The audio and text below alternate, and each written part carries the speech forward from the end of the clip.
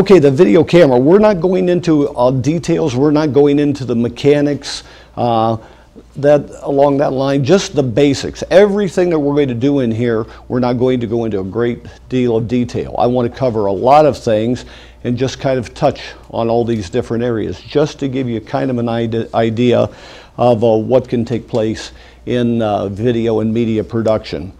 Okay, the video camera. What is the main function of the video camera? If I ask people this, generally they would say, oh, that's to take pretty pictures. The video camera, yeah, that's to record, and that's so we can see, you know, images and sound and so forth along that line. I would film my family. I don't want to know what you're going to be doing with it. I want to talk about the basic functions of what it actually does. First of all, the video camera takes in light. You have to have light in order for a video camera to function. A still camera that takes still pictures, JPEGs, and back in the old film days, you have to have light. Have to have light. Now they always advertise camera, oh, this is a great camera, and that you can shoot by candlelight. Well, yes, you might be able to get an image, some kind of an image there, but they didn't tell you it's going to be terrible. It's going to be an awful image because you do not have enough light. So right off the bat, cameras need light. Because if I turn off all the lights in this room and we had the shades all the way down and you turn the video camera on, you're not going to see anything. There's no light. It's going to record, but there's no light. So cameras always require light in order to operate. So the camera takes in the light and it converts that light into an electrical signal. And that signal is called a video signal. You will hear me over the rest of the semester constantly be talking about video signal.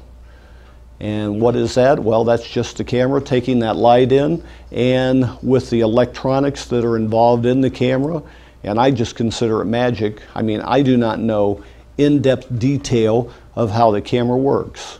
I don't really feel I need to know that. I need to know basics about it, but I'm still amazed that it can do these things. But it basically takes that light and it goes back in and it changes that into an electrical signal. Now, if we have an electrical signal, we can do something with it. We can send that signal to the actual camera, where maybe the camera has a recording device and we can record to it, or we can take that signal and we can send it. We can hook up the video camera, we can send that video signal out through a cable right to the TV, and we'll be able to see an image up there. So with a video signal, we're able to send it. But this is all basically the camera does, is it just takes in the light, changes it into a electrical signal called a video signal. Now we have three main components of almost every video camera, especially the cameras that you're using, called a camcorder. It varies a little bit when we actually talk about a true video camera, but the cameras that you're going to be working with, and if you went to buy one at a Best Buy's or a camera store, it's going to have these three elements in it. Going to have the lens, the viewfinder, and the imaging device. These are just the major components, three major components. If I start going too fast, just raise your hand. Mr. Lyons, oh, can you back it up a second, please? I didn't get that down. I have a tendency to go a little too fast. I try to get through things and that so we can move on to do the hands-on work, but I know it takes you a certain amount of time to get those things down. We're going to talk about the camera lens. This is real easy. Now there's going to be some things on here I'll tell you not to write down. Don't worry about focal length on here right now. Why don't you just put in Gether's raw light? Because I have some notes in here that we cover with maybe a second and a third level. So I'm not going to have you put down everything. On this one, why don't we talk about, keep it simple, what does the lens do? It gathers raw light. You've got raw light. Right now we've got it from the lights up above. It gathers that raw light and it brings it back into the inside of the camera. At a later date, we'll talk about the lenses and focal length and wide angle shots and long angle.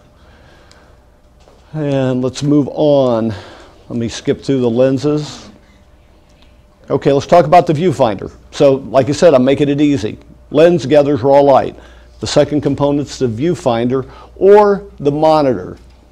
The liquid crystal display monitor, and now they're changing everything. Everything used to be, as far as TVs, LCDs, liquid crystal display. Now they have, you know, the LEDs, and they keep changing them all the time.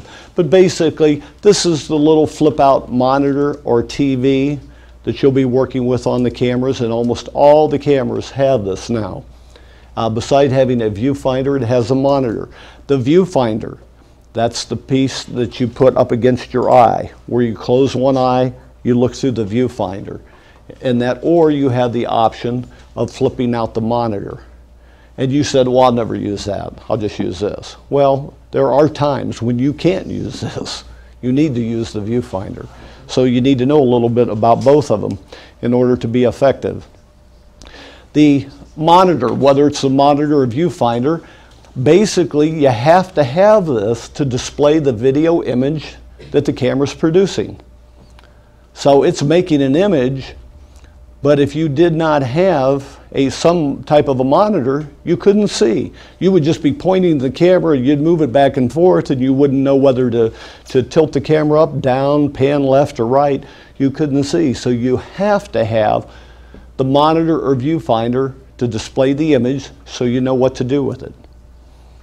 Okay, we have in that TV cameras. They're not actually camcorders, they're actually just TV cameras that do not have a viewfinder or monitor. And they're out in the hallways, they're out in the parking lots, they're all over the place. There's about 50 surveillance cameras that are on at all time for Green High School. So everywhere you walk in the hallway and out in the parking lot, there's cameras running. Those cameras are a true video camera. They gather light, they produce a signal, they send that video signal from the hallway here all the way back to a room down by Deputy Hart's office. There's a room in there, all the cables go right to that room, and then those images are displayed and recorded. But the actual cameras do not have a viewfinder. I remember that a lot of times Mr. Morgan, who was our maintenance supervisor for the school here, he would ask me, he'd say, hey Chuck, can you help me? And I would sit in that room and watch the TV. He'd be in the parking lot on a walkie-talkie, and he would be putting in a new camera. And he would set it up, and I'd have to say, Bob, okay, you need to tilt it down. Okay, that's good. Okay, pan right, a little more, a little more. I would have to tell him, because now I'm looking at the image on a little TV set in the room. He's out on a bucket lift, and that adjusting the camera. So those particular cameras and security cameras do not have monitors. But what you're going to be using is going to have both a viewfinder and a monitor. You have to have it in order to see what you're doing. Okay, when you take a look and you see what you're doing, you use that to evaluate three things. Now we're going beyond Uncle Harry now. Uncle Harry or your 6-year-old sister or whoever, like I said, once again, we can give a monkey a camera, they can turn it on and they can record images. But now we're going way above that Uncle Harry level. We're going out into the professional level. So when you have an image and all of a sudden you're looking at it, you're going to evaluate three things. You will probably see this question on tests several times. I'll go over and over because it's so important. And for those of you that are into photography, it's the same thing. Same thing. You evaluate, first of all, composition. Composition, and we're going to be doing a section on composition. Composition is the position of the items within the frame of the viewfinder or the monitor, the position. It's just like if we look at the TV set, the final product, when you get done, is going to be shown on a video projector, or it's going to be shown on the TV set. Where are things at? Is the head up here? If you've got somebody's head down here, somebody's head over there, is their face right in the middle? If we look at the outside, does it look like it's running downhill? So forth. So composition, how does it look when you look through that little viewfinder? You need to evaluate that. You need to evaluate that. Take a look at it. Does it look good? Does it look good? That's what you do as a professional. When I photograph people, When I've photographed thousands and thousands and thousands of seniors during my career, I guarantee I want you to look good. You're going to come in, you got your hair all fixed up, and I bring you over there and put the hand on the hip and turn the head, roll. You know, I'm doing all this and that. I'm lighting it. I'm getting it composed properly. And that's so when I get done, it looks just dynamite. And do you know why I want it to look really, really good? Why? Why would I want it to look really good? You want it to look really good. Yeah, because mommy, we want mommy to love that. And mom says, yeah, but I like this one and this one. I said, Mom, you should buy both. Buy both, you know, big one for the wall mount. Why? I want her to spend all kind of money. That's what I do as a photographer. I want her to spend money so I can go buy toys. I need her money. I want to give her something, but if I don't produce a good, well-composed shot, she's not going to spend a lot of money. My job is to do something absolutely dynamite in all respects with composition, lighting, exposure, posing, everything to make the subject look the best possible. So in the long run, just so they're going to spend a lot of money and they're going to keep me in business, and hopefully I'll have enough money left over to buy some toys, some things I like to do. So that's what a professional does. So you're trying to make everything look right. So composition is one of the three items. The next one is lighting. And the one after that's going to be a little confusing, but I'll explain what that means. Lighting. Basically, we're talking about where does the light come from?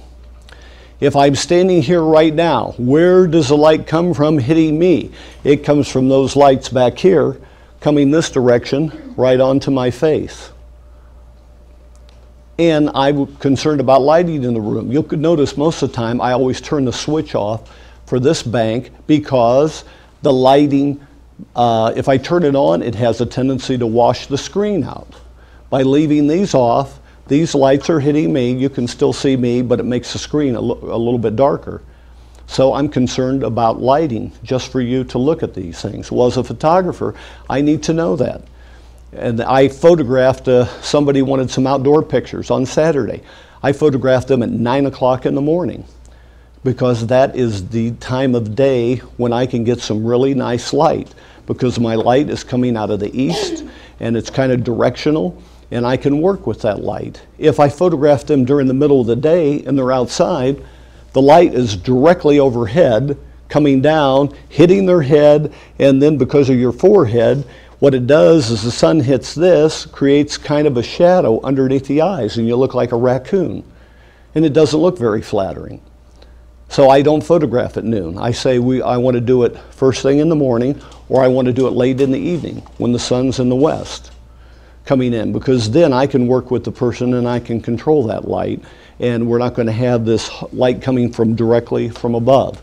So you need to know, where is my light coming from? If I stand right here and it's really bright outside and you have your camcorder, you're right over here and you're filming, well, you see me and I've got this light hitting me, but now we have light back there that's 10 times stronger than the light that's hitting me.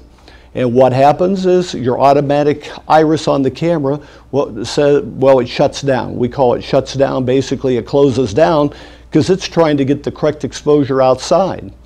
And what happens? I go into a silhouette. I get dark. I get dark. So you don't want that. You want correct exposure on me, not the outside. You either have to know how to control the camera or make it real easy. Don't shoot into windows. You're going to hear me say this all semester. Don't shoot into windows. Don't shoot into windows. Turn everything around. Let the light fall on the person. Be aware of where light is coming from, because it's going to make a difference. So we have composition, lighting, and the last one is going to be exposure. Like I said on the lighting, where's it at? Front, back, top, bottom,